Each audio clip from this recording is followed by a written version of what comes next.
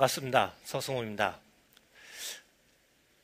음식과 요리, 그 다음에 원테이블 레스토랑에 관한 이야기를 여러분과 슈퍼토크를 통해서 이런 기회를 가진 것을 무한한 영광으로 생각합니다. 저희가 레스토랑에서 음식을 서브하는데 걸리는 시간은 보통 약 3시간에서 5시간 정도입니다. 오늘 이 짧은 시간이 어떻게 표현을 해서 여러분들에게 그 시간만큼이나 소중하게 짧은 시간에 적용이 될까 한번 생각해 볼 수 있도록 하겠습니다. 프렌치 요리하면은 과연 여러분들은 어떤 생각을 하시는지요?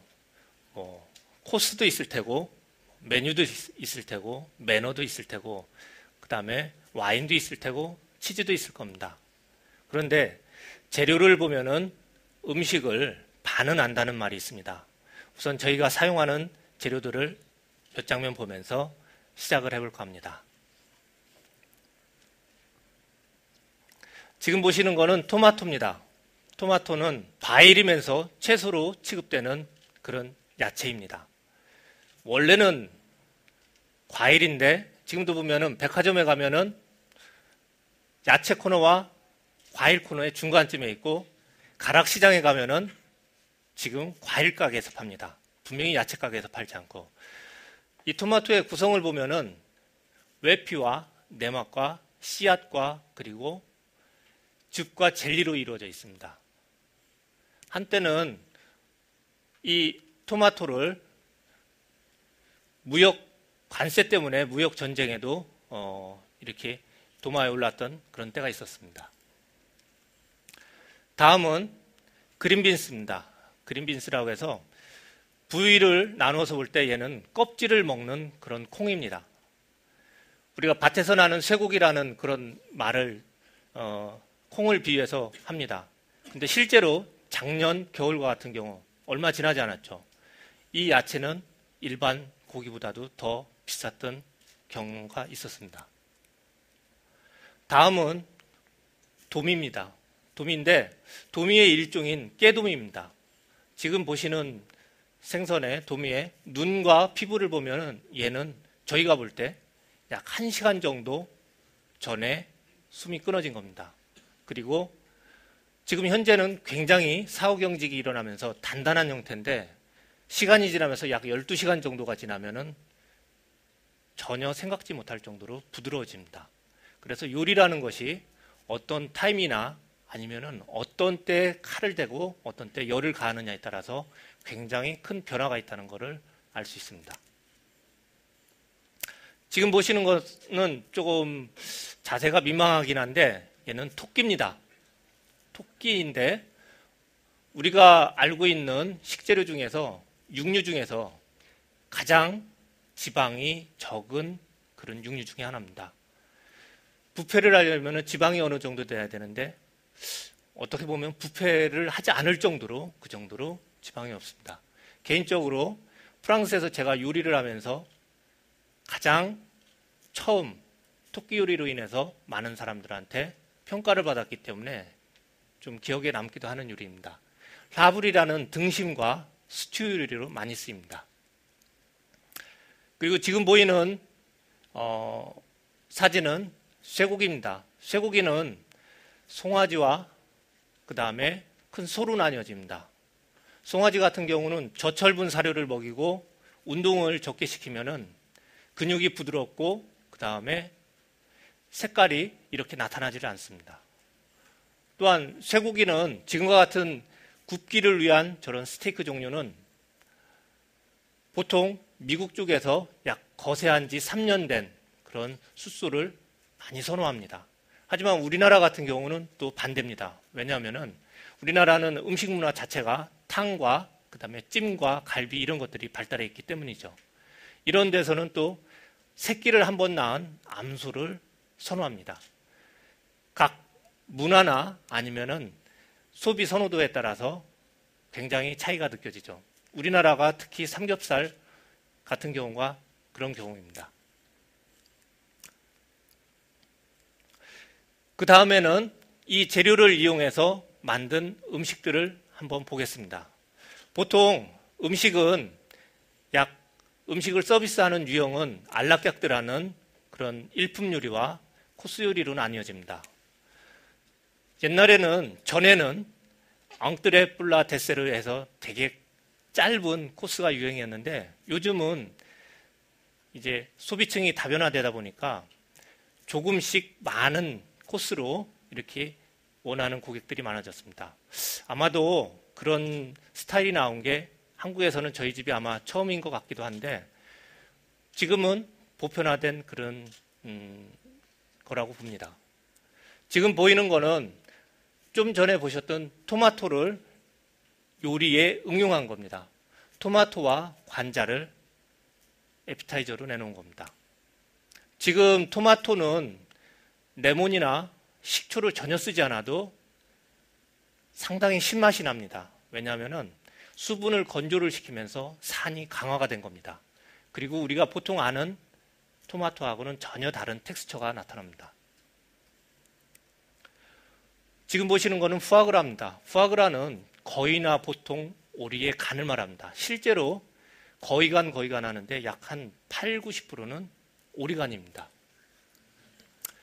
저희가 지금 제가 이태원에 레스토랑을 하기 전에 나미띠에라는 레스토랑에 있을 때 8년 7개월 동안 하루도 빠짐없이 거의 매일 했던 요리 중에 하나가 이 푸아그라입니다. 약 10초 정도, 한 면이 약 10초 정도 소요되는 그런 순식간에 하는 요리입니다. 가장 맛있는 요리라고 하는데 맛을 평가할 때 얘는 부드러움과 아주 농후한 그런 맛을 표현합니다. 진하고 농후한 표현을 씁니다. 자, 다음 요리는 대구 요리입니다. 겨울철 별미죠. 겨울철 별미 대구인데 이 생선도 지방이 거의 없습니다. 그래서 우리가 탕을 끓이면 대구 요리 같은 경우 굉장히 맑다 아니면 깨끗하다 하는 이런 느낌을 받죠. 요리사들 중에서 대구 요리를 이렇게 구울 정도가 되면 하산해도 될 정도라고 합니다. 굉장히 이 표면을 크리스피하게 하는 게 어려운 그런 요리 중에 하나입니다. 이 요리를 보면서 저희는 그런 생각을 합니다. 요리사가 아니면은 누구나 다 마찬가지일 겁니다. 자기의 어떤 기능, 특기를 오랫동안 이렇게 하려면은 한 번에 다 보여줘서는 안 됩니다. 자기가 가지고 있는 거를, 카드를. 자, 지금 거는 2003년에 저희가 한 해에 몇 가지씩 이런 새로운 제품 아니면은 새로운 스타일 아니면은 새로운 요리를 내놓는데 2003년에 가장 히트했던 그런 요리 중에 하나입니다. 바닷가재와 컬리플라워입니다. 바닷가재와 컬리플라워인데 아이 약 1살부터 80세, 90세까지 전 연령층이 드실 수 있는 그런 요리입니다. 지금 요리는 토끼와 감자 퓨레입니다. 토끼와 감자 퓨레인데 제가 이 감자 퓨레 같은 경우는 우유로 감자를 삶습니다. 삶을 때. 그리고 우유로 맛을 내고 우유로 농도를 냅니다. 보통 요리를 할 때는 크림을 많이 쓰거나 아니면 물로 하는데 우유로만 하기 때문에 굉장히 담백합니다. 그리고 이 음식 또한 모든 전 연령층이 아마 이유식을 해도 될 정도로 됩니다. 전혀 부담이 없는 그런 음식인데 우리가 부가가치라는 말을 가끔씩 씁니다. 부가가치라는 말을. 만약에 감자 하나가 약 500원 정도, 400원 정도, 또 좋은 거는 한 1,000원 정도 할 겁니다. 이 감자를 잘 이용하면은 약 5만 원도 될 수 있고 10만 원도 될 수 있습니다. 여러분들이 상상하는 거와 다를 정도로 그 정도 테크닉을 넣을 수 있는 그런 부분입니다. 아마 처음 이 요리를 접할 때 대부분의 사람들은 서프라이즈를 합니다. 자, 다음은 이제 살구를 캐러멜리즈한 겁니다. 마치 어떻게 보면은 계란 노른자 같기도 하죠. 디저트의 한 부분인데 지금 보시는 거는 살구입니다. 이제 마지막 요리 사진인데 이거는 디저트 중에 크렘 브릴레라는 겁니다. 아마도 시간이 지나도 아니면은 우리가 과거를 돌아봐도 변치 않는 게 있습니다. 마치 베스트셀러 책처럼 오랫동안 팔리는 그런 책처럼 이 디저트는 수십 년 전, 수백 년 전에도 있었고 앞으로도 계속 남을 그런 디저트 중에 하나입니다. 특히나 여성들이 좋아하는 그런 디저트 중에 하나입니다.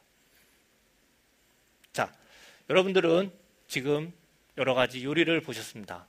아마도 제가 이런 요리를 할 수 있게 된 그런 계기는 파리에서 만난 세 곳의 레스토랑과 세 명의 셰프가 있었습니다. 그 이야기를 잠시 해보겠습니다. 한국에서 파리를 갔을 때는 이유가 있었습니다. 한국에서 더 어떤 문제를 해결하지 못하는 부분이었는데 그 문제라는 거는 지식적인 부분도 있고 아니면 테크닉적인 부분도 있었습니다. 지금은 많이 이제 좋아져서 굳이 뭐 가지 않아도 되겠지만은 80년대, 90년대에는 아마도 요리도 좀 척박했던 것이 현실인 것 같습니다. 첫 번째 사진을 보겠습니다. 렉스큐즈라는 레스토랑이고 셰프 아쉬였습니다. 아쉬라는 이 셰프는 제가 제 가슴 속에 담아져 있는 그런 셰프입니다. 왜냐하면 제가 이 레스토랑에 처음 일을 하러 갔을 때 약 일주일 정도 되었을 때 저를 더 좋은 레스토랑에 소개할 테니 그쪽에 가서 일을 하라고 했습니다. 왜냐하면 본인이 가지고 있는 재능이 아깝기 때문에 여기에서 일하는 것보다는 그곳에서 일하면 앞으로 미래를 봤을 때 당신한테 훨씬 더 나을 것이다. 물론 제가 거기에서 더 오랫동안 일을 하고 약 1년 뒤에 이렇게 다른 레스토랑에 갔지만은 제가 저 사람의 그 마음을 현재 담아서 저희 음식의 컬러로 표현이 되고 있습니다. 따뜻한 그런 표현을 하고 있습니다. 다음 레스토랑은 장마크 고로시가 있는 카페드 엉주라입니다. 이 사람은 저한테 손끝에 맛을 전달해 준 사람입니다. 에펠탑에 있는 줄베른이라는 유명한 레스토랑의 셰프였는데 어느 날인가 호련히 정말 저처럼 조그만 레스토랑을 하나 열었습니다. 그리고 자기만의 세계에서 자기 손님들과 교류하면서 지금 저 광경이 손님을 보고 있는 겁니다. 주방과 홀이 오픈이 돼 있어갖고 손님을 보면서 음식을 하는 겁니다.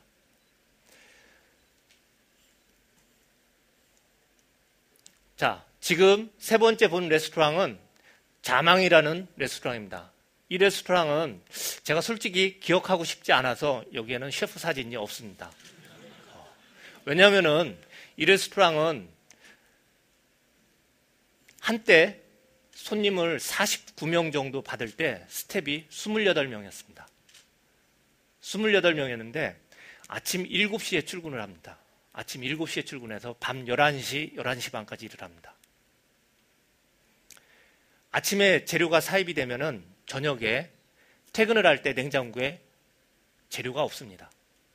셰프가 아니면은 그 밑에 있는 스태프들이 얼마나 신경을 써야 되겠습니까? 우리가 알고 있는 만약에 숫자를 세더라도 2, 4, 6, 8, 10이라는 거를 거기는 하질 못하게 합니다.